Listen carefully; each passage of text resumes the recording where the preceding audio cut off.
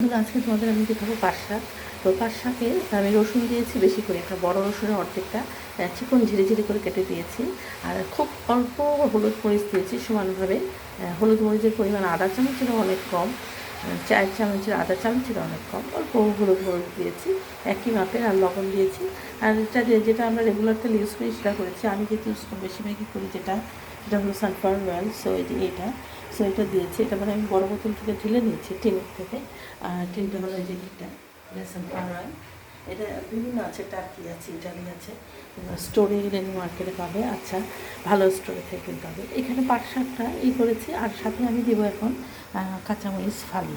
তো বলবে পেঁয়াজ কেন দিলাম না?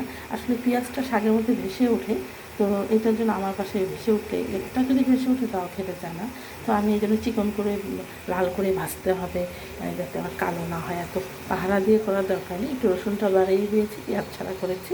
তো বেশিরভাগ শাক আমি এটাই করি এই ঝামেলা এড়ানোর জন্য।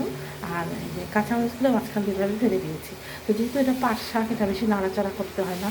সো এভাবেই করবে। একটু ভাপে আসলে তোমরা, এখন আমি ঢেকে দেবো, ভাপে আসলে তোমরা সামান্য একটু পানি দেবে। কারণ এটাতে পানি দেয় না, এটা থেতলেও ফেলে না শাকটা। এটা শাকটা মাখা মাখা হয়ে একটা লেপ্টে থাকে, পাতাগুলো দেখবে লেপ্টে থাকবে, মানে ভর্তা হয়ে যাবে না। শাকটা এরকমই ভাপে সিদ্ধ হয়ে থাকবে, খুব একটা নাড়াচাড়া করবে না। আর শাকটা কীভাবে কাটতে হয় তোমরা কিন্তু কেটে ফেলে ছোটো ছোটো টুকরা করে ফেলো, ওইভাবে করে না। পাতাটা তোমার এইভাবে ধরে এইভাবে ধরে পাতাটা প্রত্যেকটা ডালের মধ্যে থেকে পাতাটা টানায়। এখান থেকে টান দিলে পরেই পাতার কিনার যেটা সুতার মতো থাকে ওটা কিন্তু ডালের মধ্যেই রয়ে যাবে। এভাবে পাতাটা তুমি ডাল থেকে ছিঁড়ে নেবে, এভাবেই করতে হয়। আর বেশি ছোটোগুলো অত ঝামেলা করার দরকার নেই, একটু টুকরা করে দিলেই হয়ে যায়। জাগিয়ে সেটা তো এটা হলো বিক্রমপুরের খুব একটা প্রসিদ্ধ খাওয়া।